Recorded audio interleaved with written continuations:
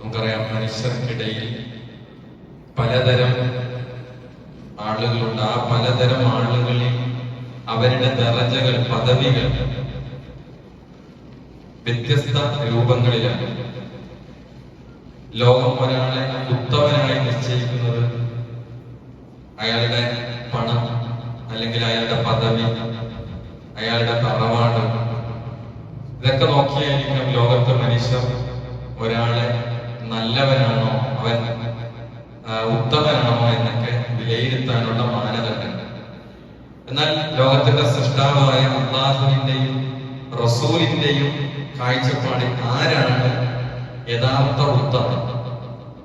നബി കരീം സല്ലല്ലാഹു അലൈഹി വസല്ലമയുടെ അധ്യാപനങ്ങളുടനീളം നമ്മൾ കേൾക്കുന്ന ധാരാളം ഹദീസുകളിൽ വന്ന ഒരു പ്രയോഗം, നമ്മൾ ധാരാളം കേട്ട ഒരു പ്രയോഗമാണ് ഖൈറുക്കും എന്ന പ്രയോഗം. എന്താണ് അർത്ഥം? നിങ്ങളിൽ ഏറ്റവും ഖൈറായവർ, ഉത്തമർ എന്നാണ്. ചില ഹദീസുകളിൽ ഖിയാറുക്കും എന്നാണ്, നിങ്ങളിൽ ഏറ്റവും നല്ലവരായ എന്ന് തുടങ്ങിയിട്ടുള്ള ഹദീസുകൾ ധാരാളം നമുക്ക് കാണാൻ കഴിയും. ഈ പ്രയോഗത്തിലൂടെ ഉത്തമരായ മനുഷ്യരുടെ ഒരു വലിയ പട്ടിക തന്നെ, ചില പ്രവർത്തനങ്ങൾ ചെയ്യുന്നവർ അവർ ഉന്നതരാണ്, അവർ ഖൈറായവരാണ് എന്ന പ്രവാചകന്റെ അത്തരം ഹദീസുകൾ മാത്രം എടുത്താൽ ഒരു വലിയ പട്ടിക തന്നെ, ലിസ്റ്റ് തന്നെ നമുക്ക് മുന്നിൽ വെച്ചു തന്നിട്ടുണ്ട് ഹദീസുകൾ.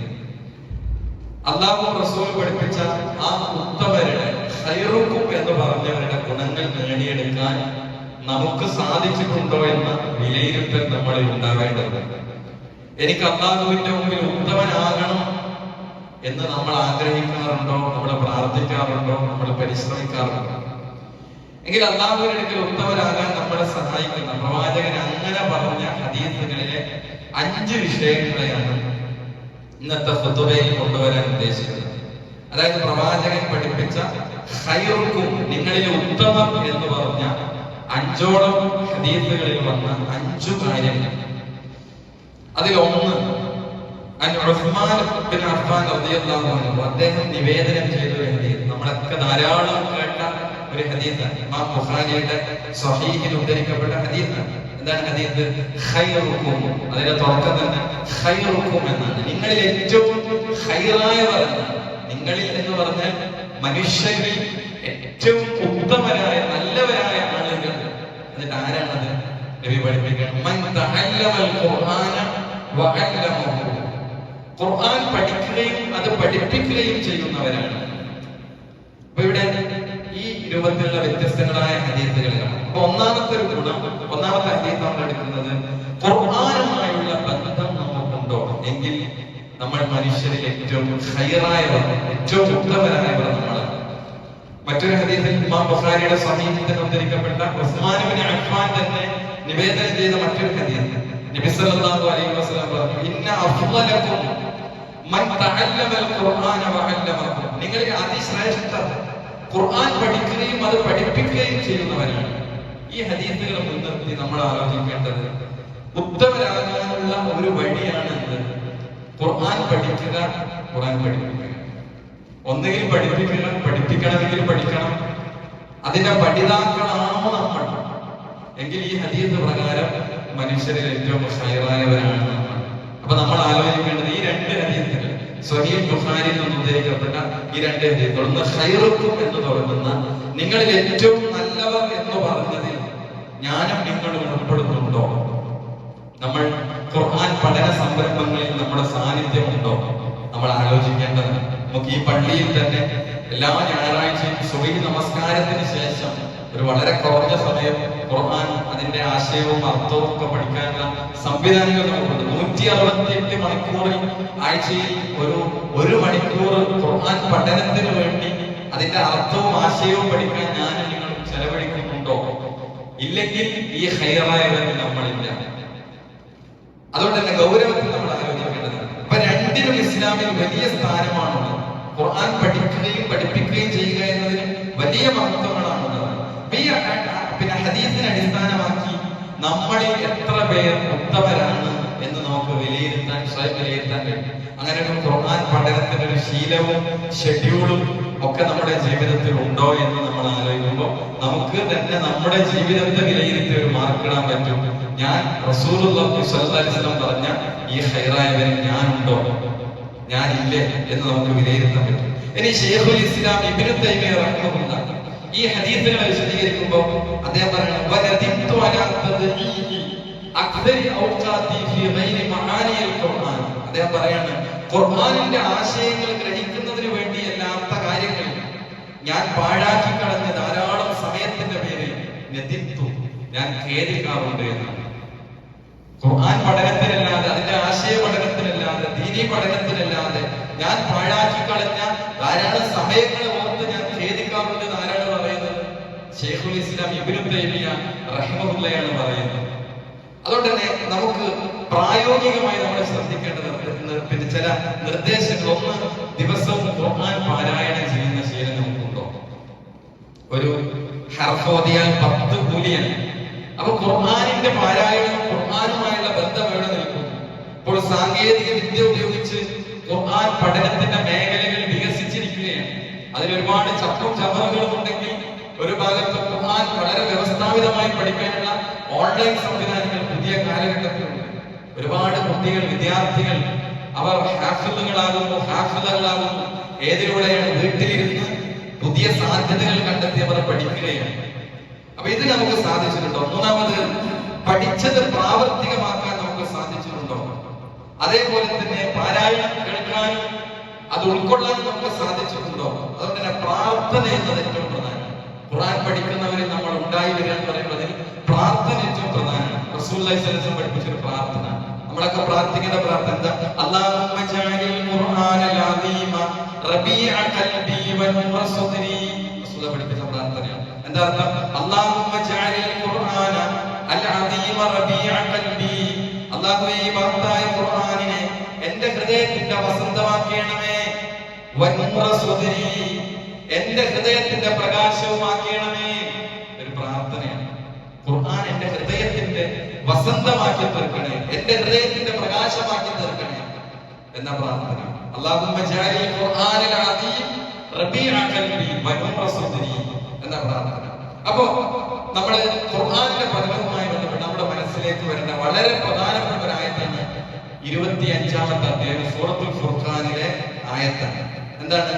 മഹാനായ റസൂലുള്ളാഹി സ്വല്ലല്ലാഹി അലൈഹി വസല്ലമ നാളെ പരലോകത്തു നിന്ന് ഒരു വിലപിക്കൽ. സൂറത്തുൽ ഫുർഖാനിലെ 30-ാമത്തെ ആയത്ത് എന്തായത്?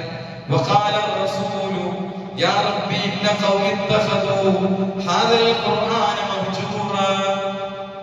റസൂൽ നാളെ പരലോകത്ത് നിന്ന് പറയും, യാ റബ്ബി, എൻ്റെ റബ്ബേ, ഇന്ന ഖൗമി ഇത്തഖദൂ ഹാദൽ ഖുർആന മഹ്ജൂറാ, എൻ്റെ ജനത ഈ ഖുർആനിനെ അവർ അവഗണിച്ചു കളഞ്ഞിരിക്കുന്നു.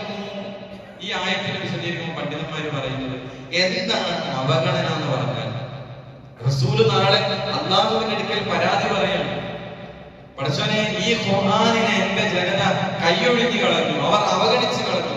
ഈ ആയത്തിന് വിശദീകരിച്ച പണ്ഡിതന്മാർ പറയുന്നത്, എന്താണ് അവഗണന? ഖുർആനിനെ നിഷേധിക്കലാണോ?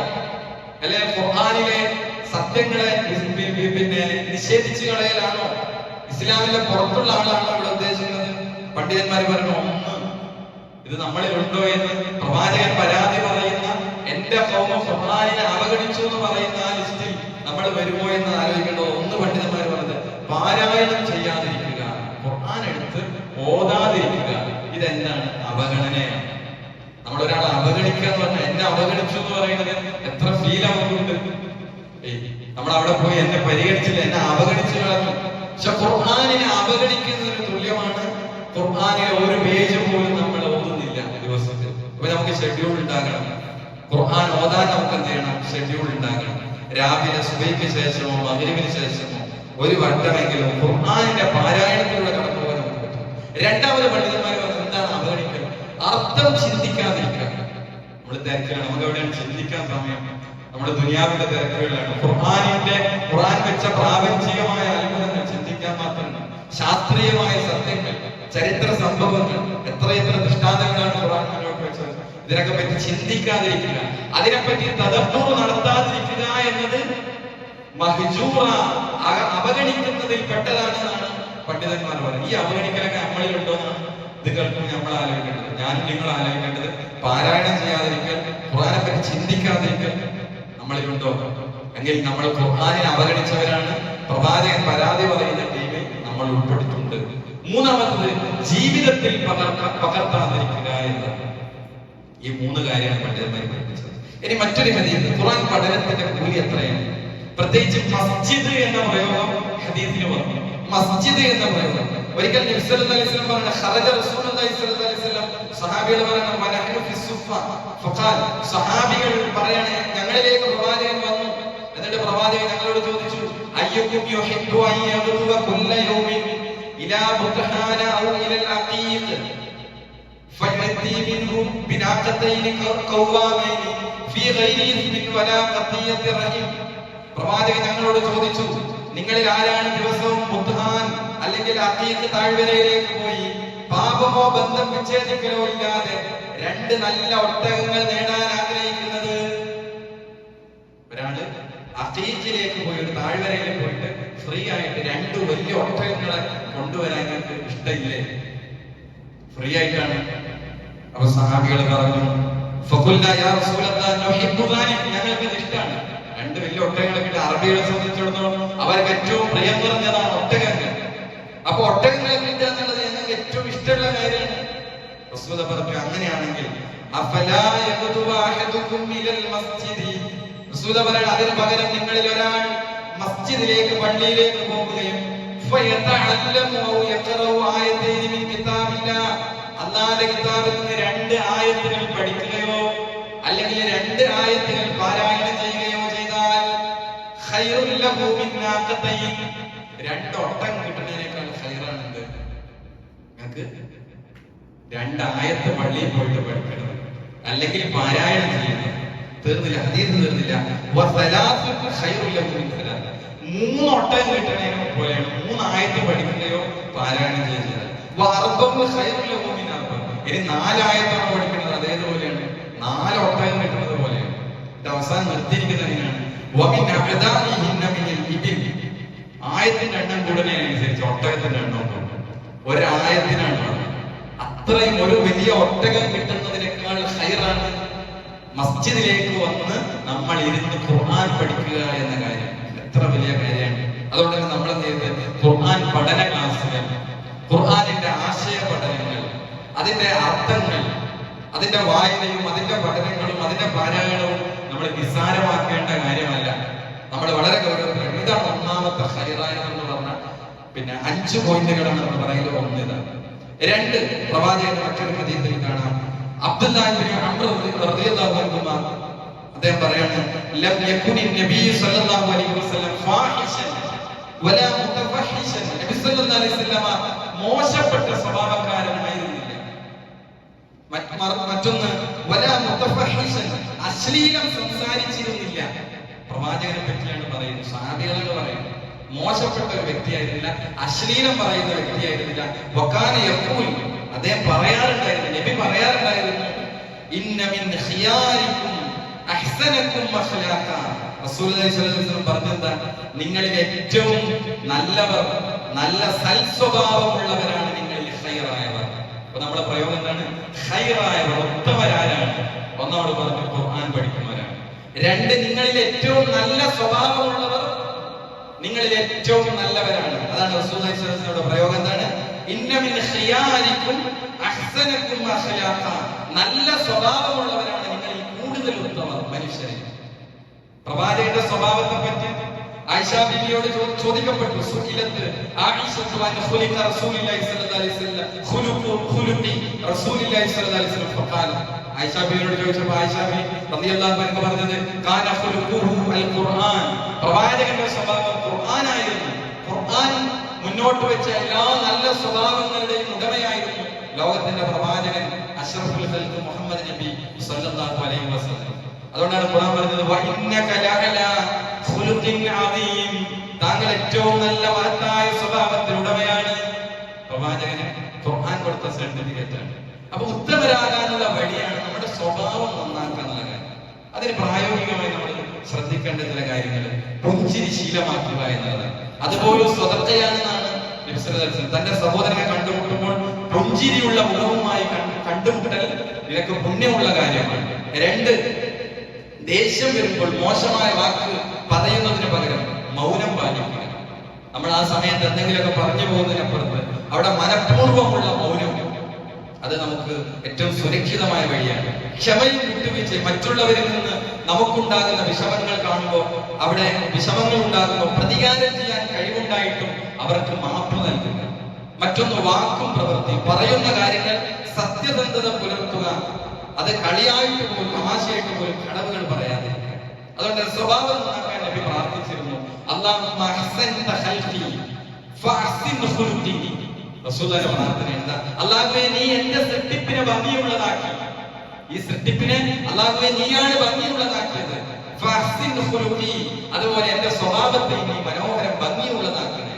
എന്റെ സ്വഭാവത്തെ, ഈ ശരീരം എത്ര ഭംഗിയായിട്ടാണ് നീ സൃഷ്ടിച്ചത്, ഇതുപോലെ ഫഅഹ്സിൻ ഖുൽഖി, എന്റെ സ്വഭാവത്തെ നീ നന്നാക്കിയണമേ എന്ന്. ഇതാണ് രണ്ടാമത്തെ പോയിന്റ്. അപ്പൊ ഹൈറായവരിൽ ഉൾപ്പെടാനുള്ള രണ്ടാമത്തെ പോയിന്റ് എന്താണ്? നല്ല സ്വഭാവം, സൽ സ്വഭാവത്തെ നമ്മൾ എന്ത് ചെയ്യാം?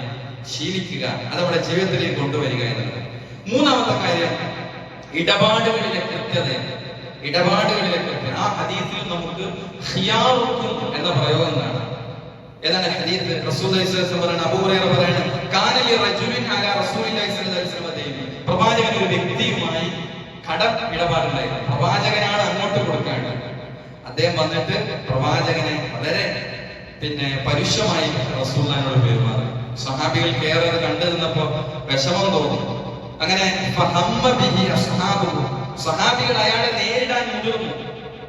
പ്രവാചകനാണ് അയാൾക്ക് കൊടുക്കേണ്ടത്. പ്രവാചകനെ പരുഷമായി സംസാരിച്ച ആളെ നേരിടാൻ സഹാബികൾ മുതിരാണ്. പക്ഷെ പ്രവാചകൻ പറഞ്ഞു,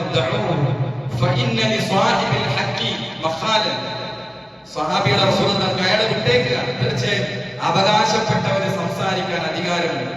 എന്നിട്ട് തുടർന്ന് പ്രവാചകൻ സഹാബികളോട് പറഞ്ഞു, അയാൾക്ക് നൽകാനുള്ള പ്രായത്തിലുള്ള ഒട്ടകത്തെ നിങ്ങൾ വാങ്ങി നൽകുക. സഹാബികളും പോയി അതേപോലെ അയാൾക്ക് കൊടുക്കാനുള്ളത് വീട്ടാൻ വേണ്ടി സഹാബികൾ ഇറങ്ങി. പക്ഷേ സഹാബികൾ വന്നിട്ട് പറഞ്ഞു, ഇതിനേക്കാൾ പ്രായമുള്ള വിലയുള്ള ഒട്ടകത്തെ അല്ലാതെ ഞങ്ങൾക്ക് കണ്ടെത്താൻ കഴിഞ്ഞില്ല.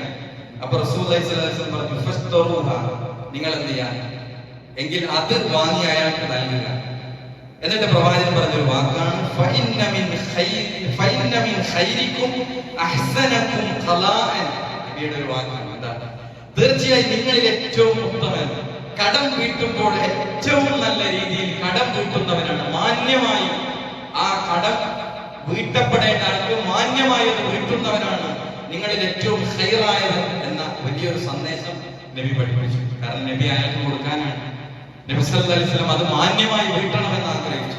അദ്ദേഹത്തെ ചെയ്യരുത്, അതിന്റെ പേരിൽ അദ്ദേഹത്തെ ഒന്നും ചെയ്യരുത്. അപ്പൊ സാമ്പത്തിക ഇടപാടുകൾ ഒരു മനുഷ്യന്റെ ഈമാനിനെയാണ് അതിന് പരിശോധിക്കപ്പെടുന്നത്.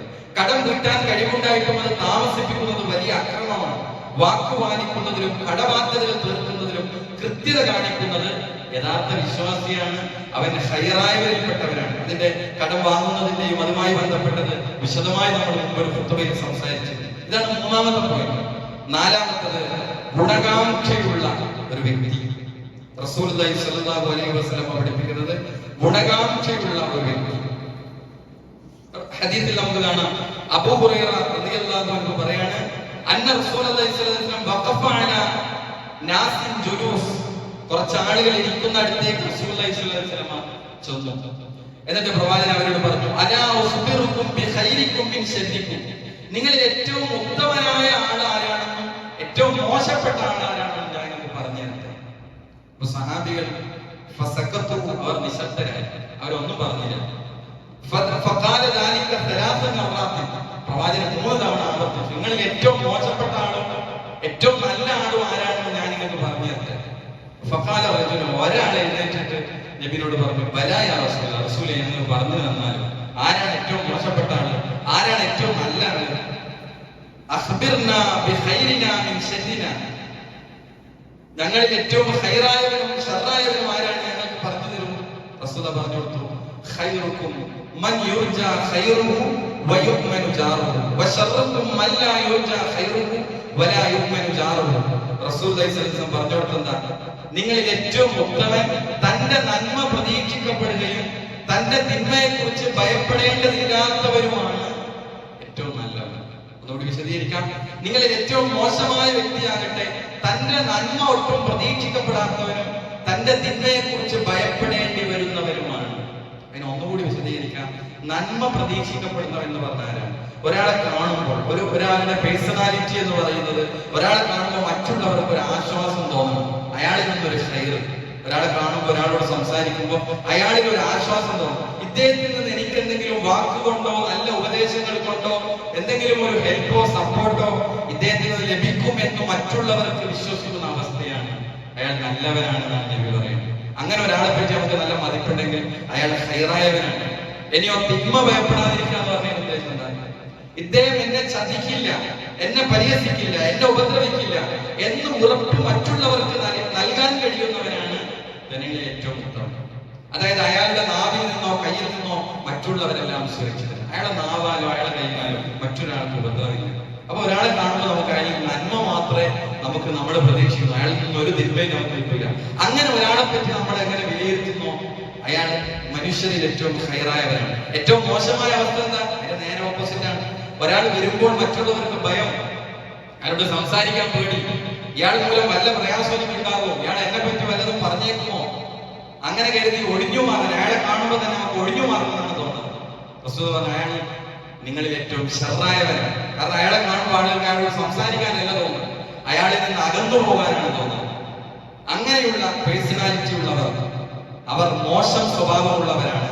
നബി സല്ലല്ലാഹു അലൈഹി വസല്ലം മാനദണ്ഡം ഈ ഹദീസിൽ പഠിപ്പിക്കുന്നത് ഈ 4 പോയിന്റുകളാണ്. റസൂലുള്ളാഹി സ്വല്ലല്ലാഹു അലൈഹി വസല്ലം 4 വ്യത്യസ്ത ഹദീസുകളിലൂടെയാണ് ഈ കാര്യങ്ങൾ വന്നത്. അതുകൊണ്ട് സഹോദരങ്ങളെ, നമുക്ക് പ്രവാചകൻ പറഞ്ഞ ഖൈറുക്കും എന്നതിൽ ഖിയാറുക്കും എന്നതിൽ നമുക്ക് ഇടം ലഭിക്കണമെങ്കിൽ ഈ പറഞ്ഞ ഗുണങ്ങൾ ഖുർആൻ പഠിക്കുക, നല്ല സ്വഭാവമുള്ളവരാകുക, അതേപോലെയുള്ള നമ്മളിൽ നിന്ന് ആളുകൾക്ക് നന്മ മാത്രം കൊടുക്കുക, തിന്മയെ പറ്റി നമ്മളിൽ നിന്നുള്ള ശത്രുവിനെ പേടിക്കാതിരിക്കുക, ഈ നിലയ്ക്കുള്ള ഗുണങ്ങൾ നമുക്കുണ്ടെങ്കിൽ നമ്മൾ ഈ ഖൈറായവരിൽ നമ്മൾ ഉൾപ്പെടുന്നത്.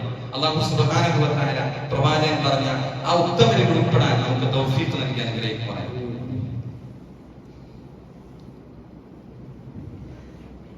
അൽഹംദുലില്ലാഹ് വസ്സലാത്തു വസ്സലാമു അലാ റസൂലില്ലാഹ് വഅലാ ആലിഹി വസഹ്ബിഹി അജ്മഈൻ. അമ്മാ ബഅദ്.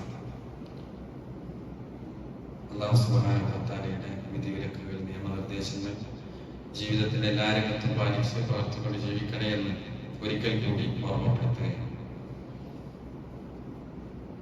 പ്രവാചകൻ സല്ലല്ലാഹു അലൈഹി വസല്ലമയുടെ ധാരാളക്കണക്കിന് ഹദീസുകളിൽ വന്ന ഒരു പ്രയോഗം, നിങ്ങളിൽ ഏറ്റവും ഉത്തമരായവർ എന്ന് തുടങ്ങുന്ന, അല്ലെങ്കിൽ ആ വാചകം ഹദീസിൽ വന്നതായ ചില പ്രയോഗങ്ങൾ, അത്തരം 4 വ്യത്യസ്തങ്ങളായ കാര്യങ്ങളാണ് നമ്മൾ സൂചിപ്പിച്ചത്. അതിൽ 5ാമത്തെ ഒരു കാര്യം, ഇവിടെ ഹദീസ് ഖൈറുക്കും, ഒരു ഹദീസ് ഇങ്ങനെയാണ് തുടങ്ങുന്നത്, ഖൈറുക്കും, നിങ്ങളിൽ ഏറ്റവും ഖൈറായവർ, ഉത്തമരായവർ, ഖൈറുക്കും ലി അഹ്ലിഹി, നിങ്ങളുടെ കുടുംബത്തോട് ഏറ്റവും നന്നായി പെരുമാറുന്നവരാണ് ഏറ്റവും നല്ലവൻ.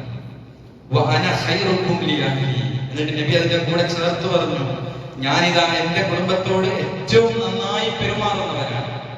അപ്പൊ മാനദണ്ഡം എവിടെയാണ്?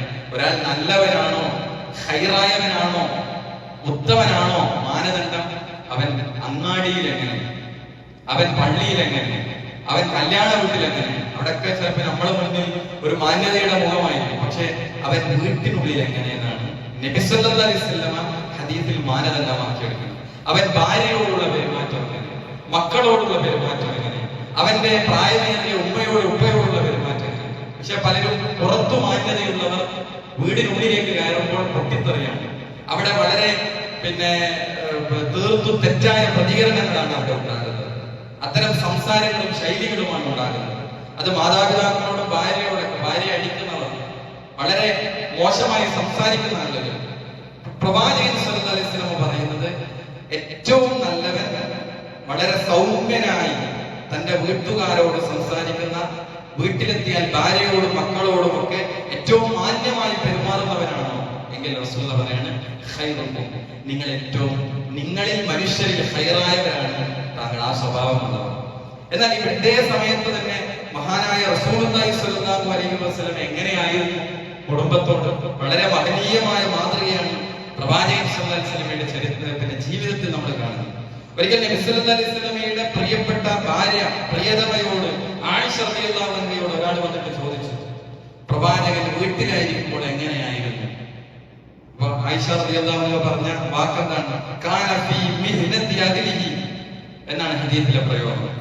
അദ്ദേഹം ഞങ്ങളുടെ വീട്ടുജോലികളിൽ അദ്ദേഹം മുഴുകാറുണ്ടായിരുന്നു, ഞങ്ങളെ സഹായിക്കാറുണ്ടായിരുന്നു. ആരാണ് പറയുന്നത്? ലോകത്തിന്റെ പ്രവാചകൻ, അവിടുത്തെ ഭാര്യയാണ് പറയുന്നത്. മാവ് കുഴക്കാൻ ഞങ്ങളെ സഹായിച്ചത്. ഇപ്പൊ നമ്മുടെ പ്രവാചകന്റെ ചരിത്രം വളരെ സുദീർഘമായി, വളരെ ഡീപ്പായി നമ്മൾ വായിക്കുമ്പോൾ പ്രവാചകൻ അവിടുത്തെ രാഷ്ട്രീയമായ, സാമൂഹികമായി, മതപരമായ പ്രവാചകൻ സല്ലല്ലാഹു അലൈഹി വസല്ലം ഒരു നാട്ടിൽ ഒരു പ്രവാചകൻ എന്ന എന്തെല്ലാം മേഖലകളിൽ ഇടപെട്ടു. പക്ഷെ അതിനിടയിലും പ്രവാചകൻ തന്റെ ഭാര്യമാരോടൊപ്പം വീട്ടുജോലികളിൽ മുഴുകി. അവിടുന്ന് അവരെ മാവ് കുഴക്കാൻ സഹായിച്ചു, അവരോട് കളിതമാശകൾ പറയാൻ സമയം കണ്ടെത്തി, അവരോടുള്ള ആ നിലക്കുള്ള വിനോദങ്ങളിൽ ഏർപ്പെട്ടു എന്ന് ചരിത്രത്തിൽ നമ്മൾ വായിക്കുകയാണ്. അപ്പൊ എത്ര വലിയ മാതൃകയാണ് റസൂലുള്ളാഹി സ്വല്ലല്ലാഹു അലൈഹി വസല്ലമ നമുക്ക് കാണിച്ചു തന്നത്. നമുക്കറിയാം, ഭാര്യമാരിൽ നിന്നുള്ള പ്രതികരണങ്ങളിൽ പോലും പ്രവാചകൻ എങ്ങനെയാണ് അതിനെ റിയാക്ട് ചെയ്തത്. പാത്രം തട്ടിത്തെറിപ്പിച്ച ഒരു സംഭവം നമ്മൾ ഹദീസുകളിൽ വായിക്കുന്നു. പ്രവാചകൻ എങ്ങനെ അതിനെ നേരിടും? നമ്മളെങ്ങനെ നേരിടും? നമ്മൾ കൊണ്ടുവന്നൊരു പാത്രം ഭാര്യ തട്ടിത്തെറിപ്പിച്ച് താഴെയിട്ടത് പൊളഞ്ഞു പോയാൽ സ്പോട്ടിൽ 2 അടി കിട്ടും. പക്ഷേ പ്രവാചകൻ അതിനെ പ്രതികരിച്ച് എങ്ങനെയാണ്? മുട്ടുകുത്തി പ്രവാചകൻ സല്ലല്ലാഹു അലൈഹി വസല്ലം പാത്രങ്ങളെ പൊറുക്കിയെടുത്തു എന്ന് നമ്മുടെ ഹദീസുകളിൽ വായിക്കണം. ഒന്നും പ്രതികരിച്ചില്ല, മൗനമായി, വളരെ ശാന്തമായി. ഇത് കണ്ടു നിന്ന് സഹിക്കാനാവാതെ പ്രവാചകനോട് മാപ്പ് പറയുന്നതാണ് നമ്മുടെ ചരിത്രത്തിൽ കാണുന്നത്. അപ്പോൾ വിട്ടുവീഴ്ച, ക്ഷമ, ഇത് എഴുതാനും പറയാനും എളുപ്പമാണ്, പക്ഷെ ജീവിതം കൊണ്ട് തെളിയിച്ചു കാണിച്ചു എന്ന ഏറ്റവും വലിയ മാതൃകയാണ് റസൂലുള്ളാഹി സ്വല്ലല്ലാഹു അലൈഹി വസല്ലമയുടെ ജീവിതത്തിലൂടെ നമ്മൾ വായിക്കുന്നത്. അപ്പൊ ഈ 5 ഗുണങ്ങൾ നമ്മളിൽ ഉണ്ടാകണം. ഖൈറുക്കും എന്ന് പറഞ്ഞ ഈ 5 ഗുണങ്ങൾ, ഒന്ന് നമ്മൾ പറഞ്ഞത് ഖുർആൻ പഠിക്കുക എന്ന കാര്യമാണ്. ഖുർആൻ നമ്മൾ കൃത്യമായത് പഠിക്കുക, അതിനെപ്പറ്റി ചിന്തിക്കുക, പാരായണം ചെയ്യുക. ആ പഠിക്കുന്നവരാണ് ഏറ്റവും ഖൈറായവർ എന്നാണ് റസൂൽ ഒന്നാമത് പറഞ്ഞത്. രണ്ടാമത് പറഞ്ഞത് നിങ്ങളിൽ ഏറ്റവും നല്ല സൽസ്വഭാവികളാണ് ഖൈറായവർ എന്നാണ് റസൂലുള്ളാഹി സ്വല്ലല്ലാഹു അലൈഹി വസല്ലമ രണ്ടാമത് പഠിപ്പിച്ചത്. മറ്റൊന്ന്, ഇടപാടുകൾ തീർക്കുമ്പോൾ ആ ഇടപാടുകളിലെ കൃത്യത ഏറ്റവും മനോഹരമായി, നമ്മൾ ആരുമായാണ് ഇടപാട് നടത്തിയത് അയാളുമായി മാന്യമായി ഏറ്റവും നല്ല രൂപത്തിൽ അതിനെ പൂർത്തീകരിക്കുന്നവർ നിങ്ങളിൽ ഖൈറായവരാണ്. അതേപോലെ ഗുണകാംക്ഷയുള്ള വ്യക്തി, തന്നിൽ നിന്ന് മറ്റുള്ളവർക്ക് ഉപദ്രവങ്ങളൊന്നും ഏൽക്കാതെ, തന്നിൽ നിന്ന് ഖൈറുകൾ മാത്രം പ്രതീക്ഷിക്കുന്ന, നന്മകൾ മാത്രം പ്രതീക്ഷിക്കുന്ന, തന്നോട് സംസാരിക്കാൻ ആളുകൾ ആഗ്രഹിക്കുന്നു, തന്നെ കാണുമ്പോൾ പിന്തിരിഞ്ഞു കളയാതെ തന്നിലേക്ക് അടുക്കുന്നുവെങ്കിൽ അത് അയാളുടെ ഒരു ഖൈറാണ് എന്നതിന്റെ ഗുണമാണ്.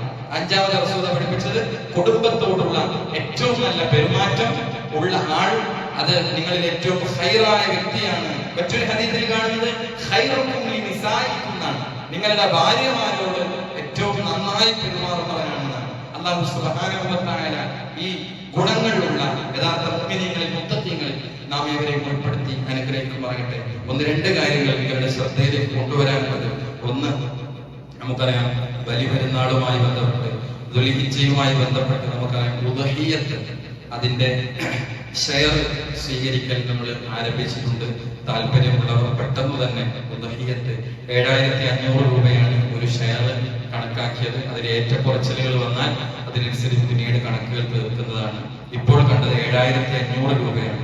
താല്പര്യമുള്ളവർ അതുമായി ബന്ധപ്പെട്ട ആളുകൾ ഉടനെ വിവരം അറിയിക്കണമെന്ന് താല്പര്യപ്പെടുകയാണ്. മറ്റൊന്ന്, നമ്മുടെ തൗഹീദി രംഗത്തുള്ള പ്രഭാഷണങ്ങൾ, തൗഹീദി പ്രഭാഷണങ്ങൾ നമ്മുടെ എല്ലാ ഗ്രാമങ്ങളിലും നടന്നുകൊണ്ടിരിക്കുകയാണ്.